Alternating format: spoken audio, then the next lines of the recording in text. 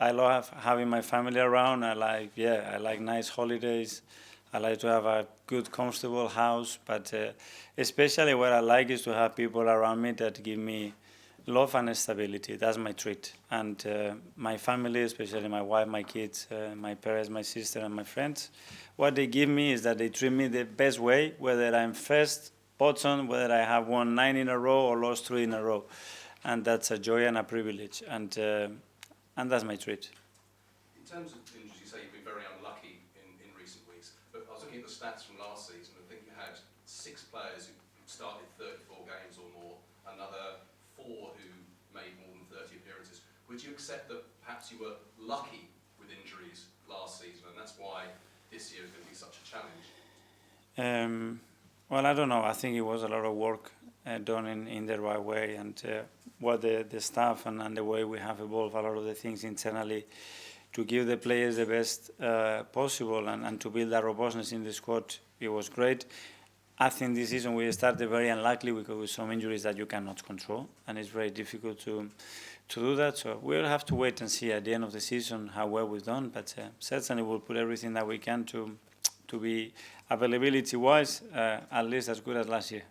And with the injury to Martin, I know we don't know what the extent of it is at the moment, but for a player like Leandro Trossard, who at times has had to cope with being a substitute coming on, as you mentioned the other week, how much of an opportunity is this for him to shine? And just can you talk again about the qualities that he brings? Well, I don't think Leo needs any injury to shine. I think he has earned the right with performances and the way he has conducted himself in any scenario to have a very important role in the team. And he is very important, and he's a crucial player for us. Right. Hi, Mikel. This time last year, Kai Havertz had sort of struggled to adapt to his new surroundings, but now he's probably one of the first names on the team sheet. What does that say about him, and particularly if Martin isn't available on Sunday, how important is Kai going to be in sort of, filling that void potentially? Yeah. Well, that shows the consistency and performances that he's shown over the last year or so, and that's what we need from our players. That way we brought him here to be one of the main players and be a very prolific goal scorer, regardless in the position that he plays in. He's added that, and he's added many other things to the team as well that probably are not noticeable because you are not there, guys. And you touched on it earlier, but the game between Spurs and City at the back end of last season, where you said you were sort of jumping around your front room with your sons when Spurs missed a few chances. Is it important to remember the kind of disappointment that both you and your players probably felt after that game when you came into training the next day?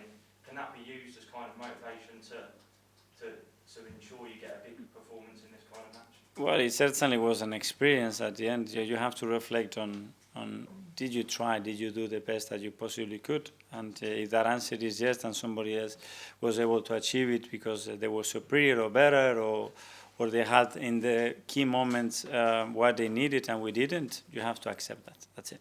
And just lastly, you scored 2 goals from set pieces at Spurs last season, and Declan was, of course, one of your corner takers. Has that been part of the challenge this week, that you're going to have to potentially mix things up, and actually can it make yourselves more unpredictable in a sense? Yeah, if there is a very specific phase of play that we are so dependent on one player, then we have a problem, and we haven't built our methodology or our way of attacking or defending any phase of play in that way. We're going to adapt to other players and the quality that they have, but still be very efficient, and hopefully we can continue to do that. Okay, finally we'll go to Gary. Can I ask one for a colleague who's been at this on kind? He just wants to know what was the key for his development and improvement this year, in the calendar year? What was the key for him? Probably his consistency out there, how much he wants it, what he does to achieve it. Because a lot of players want it, but they are not ready and they are not consistent to be willing to do what it takes to go through that. And he did it 100%. Okay, well, yeah. thanks everyone. Thank you. Thank you.